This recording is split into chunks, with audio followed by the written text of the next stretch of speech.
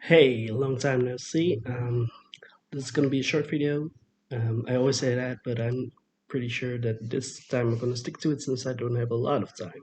But I wanted to give you like a quick update on what I've been up to and just some ideas, thoughts that have been ruminating in my head. So first of all, I'm gonna quickly give you a quick update. Since December, I guess a couple of the biggest things are like right after I posted my last video, Miss Bell Hooks died, and I really haven't had like time to like process that, at least not fully, or think about like what I want to do with that, and what I want to do with like everything that she has taught me about like a lot of things about myself, and I want to give her like the proper, I don't know, send off is like a very weird thing, but I just want to think about how I can incorporate her more into the work that I'm doing. Um, yeah, and so this will be because all of the topics that I want to address are like very lengthy, or they have the potential to be very lengthy in their own individual videos. But for now, I just want to say that like a hero of me has died, and yeah, I still don't know how to like give that space inside of me. And yeah, the next thing I want to address is Janet. Or I wrote down like a list of things that have been on my mind that I wanted to make a video about. And I have here as the second point Janet Jackson. And I guess it just goes down to the whole idea of around like forgiving people and the whole thing of like forgiving Justin Timberlake and that whole ordeal. And like my whole thing is about like with Justin Timberlake is that the way that he moved like after the whole ordeal went that like the whole thing went down, the way that he like kicked after her in songs, like created like a whole diss verse for her on that "Give It Up to Me" song by Timbaland. Also like in concerts, even like after like 2010, like 2011, stuff like that, you hear him like talking about Janet like in concert, like there's footage of him just doing the most. And I don't know, I just that whole thing is like I get it, like she wants to move on. And yeah, I don't know, but that whole, because they share a publicist as well, it's like this whole thing where I'm like, but to bring it back to her, like Janet is a very inspirational person to me, like the way that she produces her albums, the way that she goes about like creating like this whole aesthetic around not only the sound but also the visuals, and like the way that she does the looks that she creates, the choreography, the dance styles that she addresses with like certain it's like an album is an era um in her catalog, and the way that she goes about doing things and ending it up with like a tour and then doing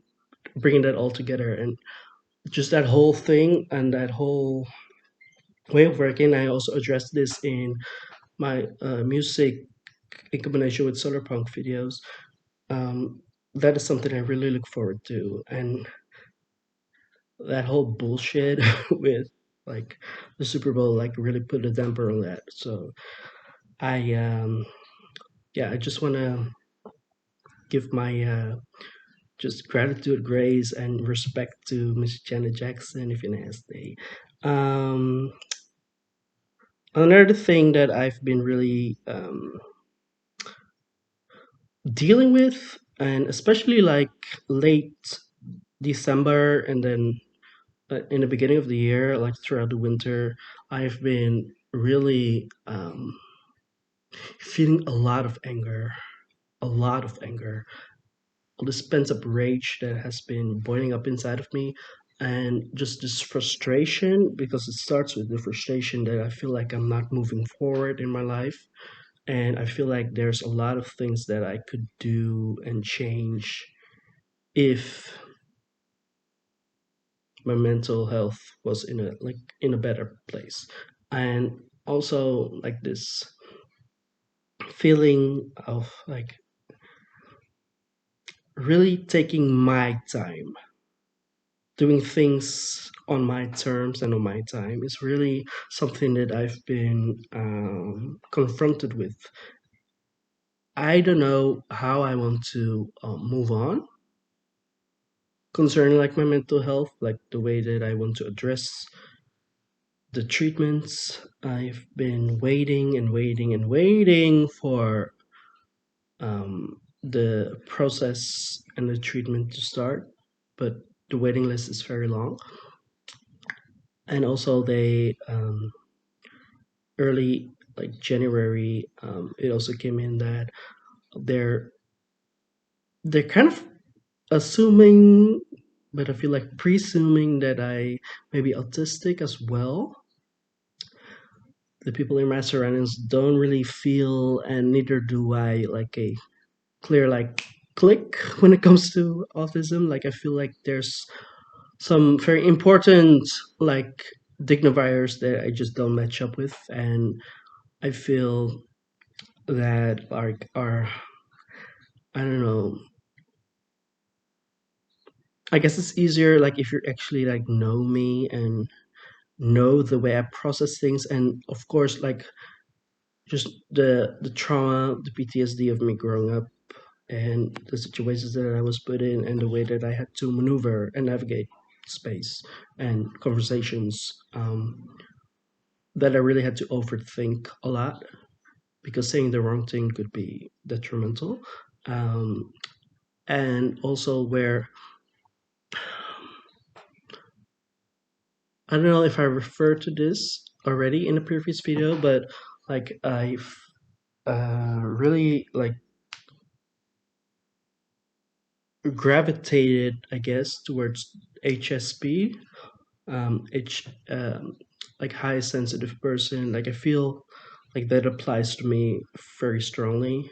Ever since I was a little kid, people always used to say like I was very sensitive, and I also know like in more physical ways where certain sounds, certain feelings, certain I don't know inputs in my body kind of tend to be a bit harsh.